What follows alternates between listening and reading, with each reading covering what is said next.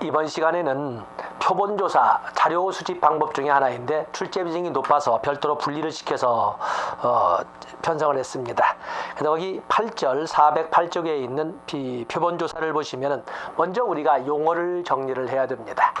자, 표본조사라고 하는 것은 본래 자료를 수집할 적에는 모집 대상 전체로부터 자료를 수집하는 것이 가장 뚜렷한 방법일 겁니다. 그런데 불가피한 사유로 인해서 이 모집단, 다시 말해서 모집 자료 수집 대상 전체를 우리가 모집단 또는 전집이라고 하는데, 거기에서 자료를 수집할 수 없는 경우도 발생할 수가 있습니다. 시간이 촉박하다든지 너무 인구수가 많다든지 너무 면적이 넓다든지 이런 어떤 다양한 불가피한 사유로 인해서 조사 대상 전체로부터 수집할 수가 없다면, 그렇다면 조사 대상을 대표하는 대표 집단만 선정을 해서 그로부터 자료를 수집할 수가 있는데, 대표 집단 전체를 대표하는 그 대표 집단을 우리는 표본 샘플이라 하고, 그 전체 집단으로부터, 즉 모집단 또는 전집으로부터 표본을 선정하는 과정을 표본 수집해서 표집이라고, 샘플링이라고 하고 있는 겁니다.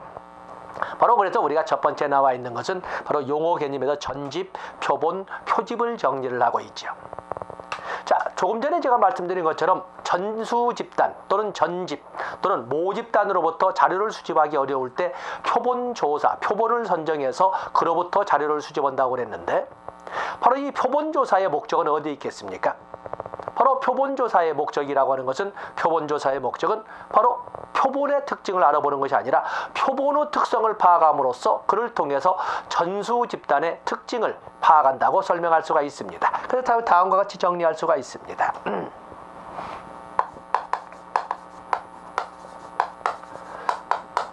자, 우리가 표본조사를 언급을 했습니다. 표본조사. 자, 이 표본조사에서 먼저 용어 꼭 가지고 있어야 되죠. 그런데 지금 쓰는 이유는 하나를 더 쓸까 합니다. 용어에는 바로 전집 또는 모집단이라고 그러죠. 모집단, 조사 대상 전체를 말합니다. 모집단. 그런데 우리가 일반적으로 가는 소위 전체 모집단 전체라고 하지만, 실질적으로 대표 집단을 뽑는 것은 모집단 중에 표본 수집이 가능한 영역에서만 뽑습니다. 그것을 우리는 표집틀이라고 합니다. 실질적인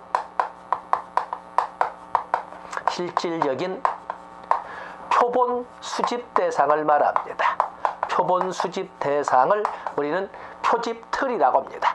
그래서 모집단 중에 실제 표본 수집이 가능한 실질적인 그 범위를 표집틀이라고 하고, 그로부터 선정한 모집단을 대표하는 것을 우리가 표본, 대표 집단이 있죠. 모집단을 대표하는 대표 집단이나 이 대표 대상을 표본이라 하고, 이 표본을 선정하는 과정을 표집 샘플링,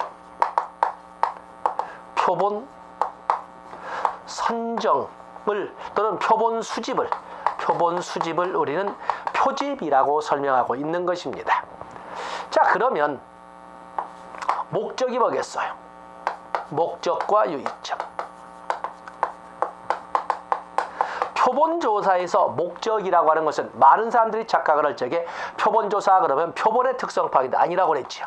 목적은 뭐다? 목적은 모집단의 특성 파악에 있습니다. 모집단의 특성을 파악하는 데 있지, 표본의 특성을 파악하는 것은 아닙니다. 표본 특성은 하나의 절차일 뿐이지 그것이 목적이 될 수는 없습니다. 그렇기 때문에 가장 고려할 유의사항은 모집단 전체를 대표한다고 추정되는 표본이 진정 모집단 전체를 대표하는 집단인지, 다시 말해서 표본의 대표성 확보가 가장 중요한 문제가 되겠습니다. 때문에 모집단 전체를 대표한다는 표본을 어떻게 뽑느냐에 따라서 대표성이 확보가 될 수도 있고 대표성에서 벗어날 수도 있는 것입니다. 바로 그것을 우리가 표집이라고 하기 때문에 세 번째 목차는 표집입니다. 맞으면 표본 선정, 표본 수집이라고 이렇게 우리가 설명할 수가 있는 거죠. 그래서 이 보시면 표집에는 확률적 표집과 확률적 표집과 비확률적 표집이 있습니다. 확률적 표집이라고 하는 것은 모집단 전체의 구성 요소 하나하나가 표집될 가능성, 다시 말해서 표본으로 선정될 가능성을 똑같이 만들어 놓고 표본을 선정하는 것은 확률적 표집이라고 합니다. 구성 요소 하나하나의 표집 가능성, 표집으로 선정될 가능성을 똑같이 만들어 놓고 표집하는 방법이죠. 그런데 이 확률적 표집에는 보통 우리가 단순 무선 표집, 단순 무선 표집, 단순 무선 표집 또는 단순 무작위 표집이라는 것은 여러분 아시다시피 소위 조사, 모집단 전체의 구성 요소, 모든 구성 요소 하나하나가 표본으로 선정될 가능성을 똑같다는 전제하에 무작위로 뽑는 것을 말합니다. 그래서 단순 무작위 표집, 단순 무선 표집.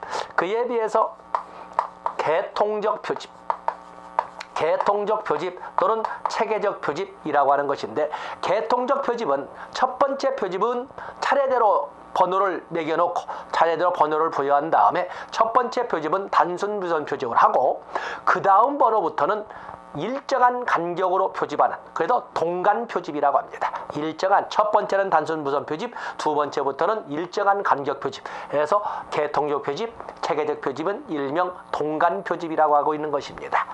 다음에 유충 표집. 유충 표집, 유충 표집이라고 하는 것은 모집단 전체를 먼저 유류상종, 유유상종이라는 특성이 같은 몇 개의 하위 집단으로 나누어 놓고 하위 집단으로 나누는 것을 층화라고 합니다. 그런데 특성이 같은 몇 개의 하위 집단이기 때문에 유유와 층화가 되어서 유층 표집이라고 합니다. 그런데 그렇기 때문에 많은 책에서는 자꾸 층화 표집만 설명하는데 층화라기보다는 사실은 유층 표집이 맞습니다. 그래서 유층 표집, 층화 표집 같이 보시는데 어떤 특성이 같은이 핵심입니다. 특성이 같은 몇 개의 하위 집단으로 나누어 놓고 그로부터 표집을 하는 것은 유층 표집이라고 합니다. 유층 표집은 특성이 같은 것끼리 묶어놓고 거기에서 자료를 수집하기 때문에 핵심 키워드는 정확성에 있습니다. 정확한 자료를 수집할 수 있다는데 바로 유층 표집의 특성이 있고, 유층 표집은 특성이 같은 것끼리 묶어놨기 때문에 하위 집단 내 특성은 같지만 집단 간 특성은 전혀 다른 이런 특성을 또 가지고 있습니다. 여기에는 비례 유층법과 비비례 유층법이 있는데, 이 비례 유층법이라고 하는 것은 특성이 같은 하위 집단들로부터 일정한 비율로 자료를 수집하는 것이고, 비비례 유층법은 절대 숫자는 차이가 있다 하더라도 어느 정도 비선 개수의 자료를 수집하는 것은, 또는 표본을 선정하는 것은 안일비차서 비비례 유층이라고 하는 것입니다. 그에 비해서 군집 표집이 있습니다. 군집 표집 또는 집락 표집이라고 하는데, 이것은 모집단의 하위 집단들 중에 몇 개의 하위 집단만 떨어뜨려 놓고, 그래서 집락이죠. 몇 개의 하위 집단으로만 자료를 또는 표본을 선정하는 것은 군집 표집, 집락 표집이라고 합니다. 때문에 특성이 다른 몇 개의 하위 집단을 골라놓고 그로부터 특성이 다른이 핵심이죠. 특성이 다른 몇 개의 하위 집단만.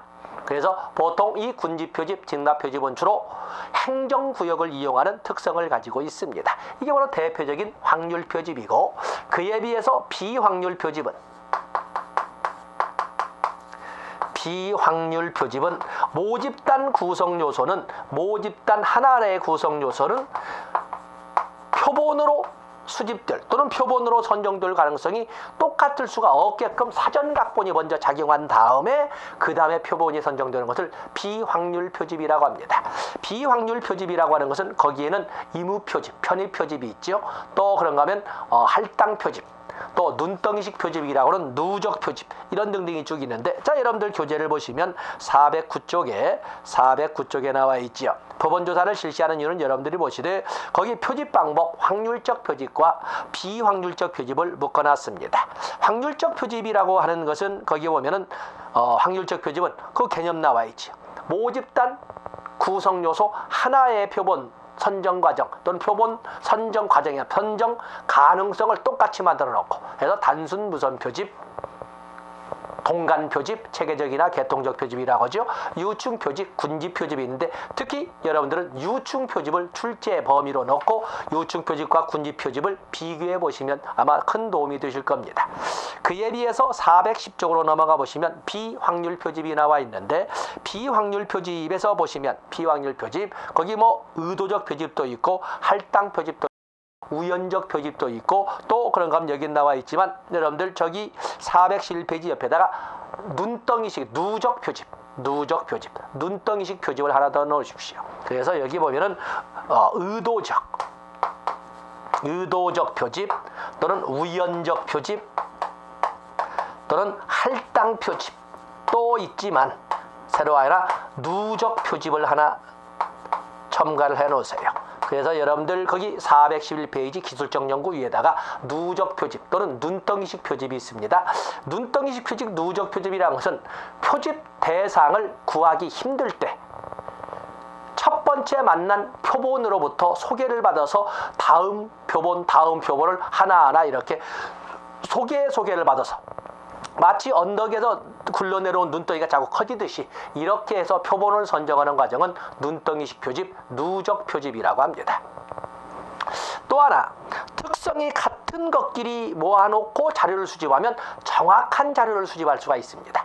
이 특성이 같은 것끼리 유사한 성질의 것끼리 모아놓고 자료를 수집하는 것에는 정확성이 확보된다는 장점이 있는데 그것은 확률 표집에도 있고 비확률 표집에도 있습니다. 확률 표집에는 유충 표집, 끼리끼리니까 유충 표집이 있고 비확률 표집에는 할당 표집이 있습니다. 특성이 같은 것끼리 할당해놓고 있기 때문에 유충 표집과 할당 표집은 특성이 같은 것끼리 모아놓고 정확성이 확보되는 표본을 수집한다는데 공통점이 있습니다. 그래서 할당 표집 여러분들이 같이 개념 봐주시면 됩니다. 그래서 확률 표집과 비확률 표집 종류로도 나오고 내용으로도 나오는데 어쨌든 한 문제가 나와서 자료 수집 방법 중에 별도로 분리시켜서 강의를 진행을 했습니다. 다음에 411페이지 보면 기술적 연구가 있는데 기술적 연구라고 하는 것은 여러 가지 있는 디스크리티브 개념이기 때문에 있는 현상을 그대로 파악하는 개념인데 자 그걸 보자고 하는 것이 아니고 여러분들이 412페이지에 보면 내용분석법은 앞에서 뵀었죠. 내용분석법에서 앞에서 본 것처럼 내용분석법은 여러분들이 408페이지와 연결시켜서 같이 공부해 주시고 관찰법과 유사한데 관찰법은 현재의 행동을 관찰을 통해서 그에 비해서 내용분석법은 과거에 만들어진 것을 통해서 관찰법은 자기가 직접 관찰자가 직접 만들어가는 이런 자료 수집이기 때문에 1차 자료 분석이라고 하는 데 비해서 내용분석법은 본인이 아닌 타인에 의해서 만들어진 자료를 분석이기 때문에 2차 자료 분석이라고 설명한다고 그랬습니다. 그래서 408페이지와 412페이지 연결하시면 됩니다. 자, 우리가 볼 것은 델파이 기법입니다. 412페이지는 델파이 조사 방법이 나와 있죠. 델파이. 그래서 이 델파이를 우리가 이렇게 설명을 해보면 델파이 기법에 보면은 델파이 기법은 우리가 단어를 3개 쓰도록 하겠습니다. 델파이 기법은 일명 전문가 기법이라고 합니다. 전문가, 대상, 불특정 다수의 전문가를 대상으로 모든 전문가들이 정보를 공유하면서 그리고 반복되는 질의응답을 통해서 최선의 해결책이나 최선의 대안에 접근해가는 방법을 델파이 기법 또는 전문가 기법이라고 합니다. 그 때문에 불특정 다수의 전문가들은 자기를 포함해서 누구누구에게 질의가 이루어지는지 알지 못합니다. 그래서 어떤 문제에 대한 해결책을 찾을 때 불특정 다수의 그들은 서로 누가 누군지도 모르는 불특정 다수의 전문가를 대상으로 그래서 전문가법이라고 합니다. 그러면서 반복되는 질의응답 속에서 나오는 다양한 의견들을 누가 그 응답을 했는지는 모르지만 그런 의견들이 나왔다는 것을 모두 정보를 공유하면서 반복되는 질의응답을 통해서 최선의 해결책을 접근해 가는 것이 바로 델파이 기법이 되겠습니다. 그래서 412페이지 델파이 조사 방법 1948년에 낸드 연구에서 시작됐다는데 면밀하게 계획된 익명이라고 했죠. 서로가 누군지 모르면서 반복된 질문지 조사를 실시한다. 3번에 보면 직접 한 곳에 모여 논쟁을 진행하지 않고 집단 성원의 합의를 유도할 수 있다는 장점이 있다. 자, 해서 특히 전문가를 대상으로 반복되는 질의응답, 이게 핵심 키워드가 되겠습니다. 그래서 그에 대한 답을 413페이지 익명의 반응, 반복과 통제된 피드백, 그리고 전문가 합의, 통계적 집단 반응은 당연한 것이고, 그 중에 다수 소수를 정리해서 소수 제거하고 다수만을 가지고 다시 반복되는 질의응답을 했기 때문에 통계적 집단 반응이란 말을 쓰고 있습니다. 자, 좋고, 다음에 실험 연구를 우리가 진행을 하게 되는데 413페이지에 오면 실험 연구가 나와 있지 않습니까? 실험 연구에서는 우리가 이미 첫 수업을 시작할 적에 실험 연구에도 기본 용어 두 가지를 가지고 가야 된다. 하나는 변수, 하나는 집단이라고 그랬습니다. 변수라고 하는 것은 많은 변수의 개념이 있습니다. 독립 변수도 있고, 종속 변수도 있고, 위생 변수도 있고, 또 통제 변수도 있고, 조절 변수도 있고, 많은 이런 변수들의 이름이 붙어 있는데 우리는 너무 넓어지면 안 되니까 독립 변수와 종속 변수만 보도록 하겠습니다. 뒤에 하나 더 쓰겠습니다만, 독립 변수는 연구자가 임으로 가미하는 원인 변수로서 처치자극, 처치변인, 일반적으로 책에서는 실험 변인이라고 그냥 나옵니다. 그에 비해서 종속 변인은 실험 연구의 결과로서 독립 변인이 가미된 결과로 나타난 변화, 이렇게 볼 수로서 결과 변수, 피설명 변수 또는 가설적 변수라고 이렇게 표현하는 것이 바로 종속 변수가 되겠습니다. 그에 비해서 우리가 집단으로 보면 실험 집단과 통제 집단으로 나누는데, 실험 집단은 독립 변인이 가미되는 집단을 실험 집단이라 하고, 사실은 연구 집단이죠. 그에 비해서 통제 집단 또는 통정 집단 또는 통제군, 통정군이라고 부르는 집단은 본래 상태를 그대로 유지하면서 실험 집단과 비교를 하기 위한 목적으로 만들어진, 목적으로 그 상태가 유지된 비교 집단을 통제 집단, 통정 집단이라고 설명을 하고 있습니다. 그다음에 실험 연구의 특징을 414페이지에 나와 있는데, 거기 교재에서는 너무 복잡해서 언급을 하지 않았습니다만은, 거기 보시면 실험 연구라고 하는 것은 뭐냐면, 또는 실험 설계라고 하는 것은 독립 변이를 가미했을 때 어떠한 변화가 나타나느냐, 또는 이번에 실험 연구의 결과로 나타난 변화가, 즉 종속 변인이 진정 독립 변인 때문이냐 아니냐를 따지는 것을 바로 실험 연구 또는 실험 설계라고 합니다. 결국에 앞으로 맺히나 뒤로 맺히나 간에 결국에 실험 연구의 목적이라고 하는 것은 독립 변인의 존재성을 확보하는 데 있습니다. 독립 변인의, 그래서 실험 연구의 존재가 있어서 실험 연구에는 바로 이 세 가지가 나와 있는데, 실험 연구의 특징 보면은 인위적 조작과 변인들의 통제, 여러분들은 조작 그리고 통제, 이 두 가지만 동거리를 전하시고 뒤에 바로 더 설명할 겁니다. 다음에 실험 연구의 장단점은 여러분들 보시되, 자, 이렇게 우리가 실험 연구에 대해서 볼 것 하겠습니다.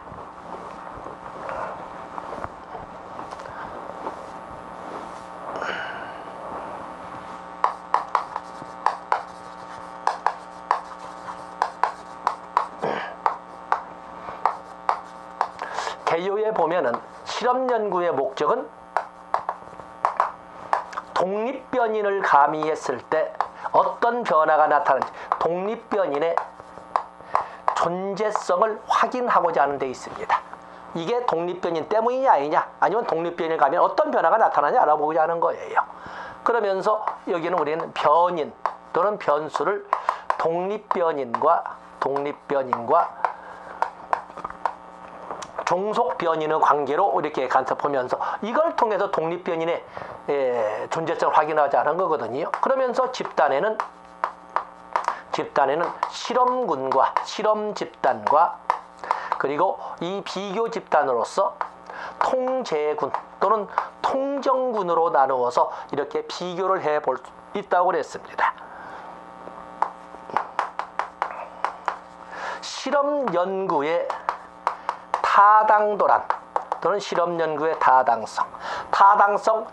것은 우리가 평가, 좋은 검사의 양호도에서 본 것처럼 알아보고자 하는 것을 제대로 알아봤느냐, 혹시 다른 걸 알아본 것 아니냐를 확인하는 것이 실험 연구의 타당도가 되겠는데, 실험 연구의 타당성은 뭐예요? 뭘 알아보겠다고?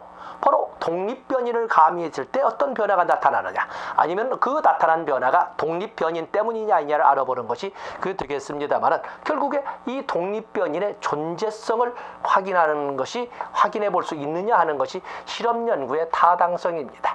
여기에는 내적 타당도와 유적 타당도가 있습니다. 유적 타당도. 바로 이 실험 연구의 타당성에서 내적 타당도는 본질적 타당도의 개념으로서 독립변인의 존재를 확인해 보는, 얼마나 제대로 확인해 주느냐에 따른 것은 내적 타당도가 되겠고, 유적 타당도라고 하는 것은 실험 연구 결과를 얼마나 일반화시킬 수 있느냐, 일반화, 교재에 나온 대로 일반화, 연구 결과의 일반화 가능성이라고 하는데, 우리가 실생활 속에서는 현장 적용 가능성이 얼마나 높으냐 아니냐, 이걸 따지는 겁니다. 현장 적용 가능성이 얼마나 높으냐 아니냐. 그렇기 때문에 이 유적 타당, 이 두 가지 실험 연구, 보통 우리가 검사의 타당도는 내용 타당도, 준거 타당도, 그리고 구인 타당도 이렇게 나누지만, 실험 연구에서는 이처럼 내적 타당도와 유적 타당도로 나눠볼 수가 있습니다. 그런 실험 연구의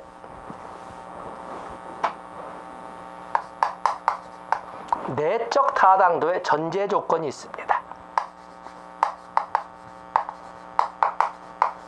내적 타당도의 전제 조건. 자, 우리가 실험 연구의 내적 타당도는 실험 연구에서 가미한 또는 조작한 독립변인의 존재성이 정말 존재하느냐를 알아보기 위해서 세 가지 전제 조건이 있는데, 첫 번째가 시간적 선행성입니다. 시간적 선행성. 당연히 독립변이는 원인 변수고 종속 변이는 결과 변수라고 그랬습니다. 그래서 시간적으로 먼저 독립변인이 가미된 다음에, 그리고 나서 종속변인의 결과를 추정을, 맞으면 검사를 해야 됩니다. 그런데 많은 연구에서 먼저 종속변이라는 결과를 만들어 놓고 그 결과가 나올 때까지 계속 다양한 이런 그 변이를 가미를 시키는 이런 거꾸로 된 연구를 하는 것이 현실이기 때문에 이건 도덕적인 것이라고 할 수가 있습니다. 그래서 시간적 선행성, 이것을 우리는 조작, 연구자의 양심적 조작이라고 합니다. 그에 비해서 공통변화, 독립변이를 가미했을 때 종속변인의 변화가 나타나야 실험이 시작됩니다. 독립변이를 가미해서도 아무런 변화가 나타나지 않으면 이건 원천적 불능이죠. 그래서 공통변화, 두 번째 조건으로 이것을 비교라고 합니다. 독립변이를 가미했을 때 변화가 나타나느냐 아니느냐. 다음에 세 번째는 경쟁가설 배제. 경쟁가설 배제. 이 실험 연구라고 하는 것은 독립변인을 가미했을 때 어떤 변화가 나타나느냐, 아니면 이번에 이 실험 연구의 결과로 나타난 종속변인이, 즉 종속변인의 변화가 독립변인 때문이냐 아니냐를 확인하자는 거예요. 그렇기 때문에 진정 독립변인의 이 존재성을 확인하려면 뭘 해야 한다? 독립변인 외 기타 변인은 모두 제거해야 된다라고 하는 것이 되겠네. 이걸 우리는 통제라고 합니다. 통제. 그래서 여러분들 414페이지 실험 연구의 특징에서는 두 가지만 적었지만, 조작, 시간적 선행성이죠. 먼저 독립변인을 가미하고 그리고 나서 종속변인에 어떤 변화가 나타나는지를 살펴봐야 된다. 다음에 두 번째, 변인들의 통제. 결국에 독립변인의 존재성을 알기로 했다면 독립변인 외 기타 변인은 모두 제거돼야 된다. 바로 이 제거되는 기타 유생 변수들은 모두 제거돼야 된다. 이 제거 대상을 합쳐서 그것을 우리가 통제 변수라고 합니다. 그래서 이때 보는데, 그래서 여기 책에서는 조작과 통제로 하지만, 여러분들은 자 여기 조작, 비교, 통제, 시간적 선행성, 공통변화, 경쟁가설 배제, 이 세 가지도 여러분들이 꼭 가지고 가셔야 됩니다. 그래서 여러분들 414페이지 하다 보면 내적 타당도가 나와 있죠. 내적 타당도. 진정 독립변인의 존재성을 확인할 수 있느냐 없느냐를 따지는 것으로서 3대 전제 조건을 가미하면 되는데, 근자에 출제되는 것은 이렇게 3대 전제 조건이 충족되었음에도 불구하고 내적 타당도를 방해하는 일들이 많이 있더라는 겁니다. 여기서는 몇 가지만 안 적어서 한 10여 가지가 있습니다만, 그래도 여러분들은 여기 역사, 우연한 사건의 발생 415페이지, 성숙, 시간의 흐름, 다음에 검사의 경험, 다음에 측정도구의 난이도의 차이, 또 통계적 효기, 극단적 수준에 있는 피험자 선발로 인한 오류, 이런 등등을 한 5개 정도는 여러분들이 가지고 가셔야 됩니다. 근자에 나왔던 것은 보통 역사와 성숙을 가지고 나왔습니다만 통계적 교육까지는 여러분들이 꼭 가지고 가시면 되겠고, 다음에 유의적 타당도가 나와 있습니다. 유의적 타당도라고 하는 것은 실험 연구의 결과를 일반화시켜 볼 수 있느냐, 다시 말해서 현장 적용 가능성이 있느냐를 따지는 것이 바로 유의적 타당도가 되겠습니다. 결론은 책에는 적지 않았지만 유의적 타당도, 유의적 타당도, 유의적 타당도는 일반화 가능성, 자 우리가 말로 현장 적용 가능성, 현장 적용 가능성을 유의적 타당도라고 하는데, 여기는 내적 타당도와 반비례 관계에 있습니다. 반비례 관계에 있다. 다시 말해서 내적 타당도는 독립변인의 존재성을 정확하게 확인하기 위해서 독립변인 이외의 기타 변수는 모두 제거하는 쪽으로 노력을 합니다. 다시 말해 통제가 엄격해지죠. 그런데 현장에는 독립변인 하나만 있는 것이 아니라 무수히 많은 변수들이 같이 작용을 하게 됩니다. 그러다 보니까 내적 타당도가 높으면 높을수록, 독립변인 외에 기타 변수가 제거된 수준이 높으면 높을수록 현장에서는 못 써먹는다, 이렇게 설명하는 것이 바로 이 말, 내적 타당도와 유의적 타당도는 반비례 관계에 있다라고 이 고병가비가 만든 용어가 되겠습니다. 거기 보면 유의적 타당도를 또 방해하는 요인들이 있는데, 그 4가지, 검사 실시와 실험 처치 간의 상호작용 효과. 실험 처치가 뭐예요? 실험 처치는 독립변인을 말합니다. 독립변인, 피험자 선발과 독립변인 간의 상호작용 효과, 실험 상황에 대한 반발 효과, 중다 처치에 의한 간섭 효과 등이 이렇게 존재를 하고 있습니다. 다음에 거기 보면은 실험 설계가 416페이지에 있는데, 실험 설계는 진실험 설계와 준실험 설계로 있습니다. 진실험 설계라고 하는 것은, 진실험 설계는 순수 실험 설계라고 하는 걸로써, 자 우리가 여기 보는 것처럼 집단을 실험 집단과 통제 집단으로 이렇게 분류를 해서 비교를 하게 되는데, 실험 집단과 통제 집단을 무작위로 선별을 해서 동질적으로 만들어 놓고, 동질적으로 만들어놨을 때 어느 것이 실험 집단이고 어느 것이 통제 집단을 모르는 거고, 그 중에 만약에 오른쪽에다가 독립변인을 가면 이걸 보고 실험 집단이라고 불러주는 것이고, 나머지는 통제 집단이라고 불러주는 겁니다. 그래서 진실험 설계 또는 순수 실험 설계라고 하는 것은 실험 집단과 통제 집단을 무작위 선별함으로써 동질적으로 만들어 놓고 독립변이를 가미해서 연구를 시작하는 것은 진실험 설계, 순수 실험 설계라고 합니다. 그에 비해서, 그러다 보니까 여기서는 어떤 것도 가미되지 않고 똑같이 만들어 놓고 독립변이만 가미했으니까 독립변이 외에 그 어떤 것도 가미된 것이 없다라고 해서 타당도, 특히 내적 타당도가 높다라고 설명을 합니다. 그에 비해서 417페이지에 있는 준실험 설계, 유사 실험 설계 또는 유사 실험 디자인, 이렇게 출제한 사람도 있습니다. 디자인이나 설계나. 이 설계라고 하는 것은 실험 집단과 통제 집단을 먼저 연구자의 의도에 따라 실험 집단을 먼저 분류해 놓고, 그리고 나머지를 비교 집단인 통제 집단을 한 다음에, 그리고 먼저 선별해 놓은 실험 집단에 독립변이를 가미하는 거거든요. 때문에 독립변인 이외에 그 전에 연구자의 의도 또는 연구자의 우연성, 이런 것이 먼저 가미되기 때문에 당연히 상대적으로 보더라도 진실험 설계보다 내적 타당도는 떨어진다라고 설명을 합니다. 그런데 이제 순수성에서는 그렇지만은 인간에 대한 윤리성으로 봐서는 사실은 윤리적인 문제가 있기 때문에 실제 연구에서는 준실험 설계, 유사 실험 설계가 더 많이 적용된다라고 여러분들이 봐주시면 됩니다. 진실험 설계는 416페이지에 있는 것처럼 사전 사후검사 통제 집단 설계, 솔로몬 사집단 설계, 사후검사 통제 집단 설계 등등이 있는데, 거기까지 제가 암결하고는 않겠지만은 어떤 시험 전에는 한 번쯤 알아주고, 먼저 진실험 설계와 준실험 설계의 개념 정리를 여러분들이 해 주시면 되겠습니다. 다음에 우리가 바라볼 것이 바로 420페이지에 있는 가설 검증입니다. 가설이라고 하는 것은, 여러분이 가설에 출제가 되는 것은 가설의 기능과 가설 진술에도 출제가 되는데 다 알 수가 있습니다. 두 변인 간에 두 변인 간의 관계를 통해서 내린 잠정적 결론을 가설이라고 하는데, 가설 진술에서 중요한 것은 여러분들이 뭐 1, 2, 3, 4, 5는 알 수가 있고, 여러분들은 6번, 7번, 8번 가설의 범위는 한정되어야 된다. 그리고 가설은 적당한 시기에 변경 가능해야 된다. 가설은 미래형뿐만 아니라 현재형으로도 가능하다. 과거형은 안 되지만. 그리고 그 옆에다가 9번 해놓고 가설은 가치 중립적이어야 합니다. 가설은 가치 중립적이어야 한다. 그리고 중요한 것은 거기 420페이지 1번에 5번 보세요. 가설은 다양한 가설이 있는데 현장 연구에서는 주로 실행 가설을, 그리고 실험 연구에서는 주로 연가설과 대립가설을 이용한다. 이렇게 되어 있습니다. 다시 말해서 가설은 하나만 설정되는 것이 아니라 가설은 여러 개가 같이 설정될 수도 있다라는 것을 여러분들이 염두에 두시고, 또 마지막 하나 9번 쓰자고 했던 것처럼 가치 중립적이라는 거 꼭 잊지 말고 가지고 가셔야 됩니다. 뭐 그 외에도 아주 드물게 연가설도 언급되고 있는데 거기까지만 설명을 하고 뒤에 나오는 가설 검증은 좀 벗어난 얘기이기 때문에 여기는 삭제하도록 하겠습니다. 자, 이렇게 해서 이번 시간에는 424페이지까지 해서 함축되어서 정리를 했습니다만은 평가, 통계, 연구를 마감진 걸로 하겠습니다.